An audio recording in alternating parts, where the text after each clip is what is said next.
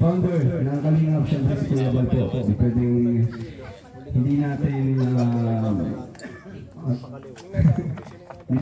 hindi pwedeng kalimutan natin, di ba? Kasi siya nagsimula nito, di natin ito magagawa kung dito dahil sa founder ng Kalingap kay Kuya Bal. Ayan, so ito, sobrang thank you sa mga viewers kasi sa totoo lang, ang sponsor po ng bahay na ito, walang iba kundi ang mga viewers lang po natin. Kaya salamat sa mga nanonood. Yan, kasi wala po tayong mga, ang sponsor lang po talaga natin ng co-host, pero yung binigay nilang budget ay para kay Dara, ano? Siyempre dahil sa mga viewers na nanonood. Kaya maraming salamat po sa inyong lahat. And gusto ko rin pasalamatan ang mga karpentero.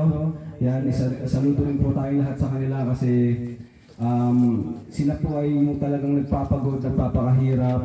Dito sila natutulog. Kung saan sila madistino, doon sila natutulog. Kaya appreciate din natin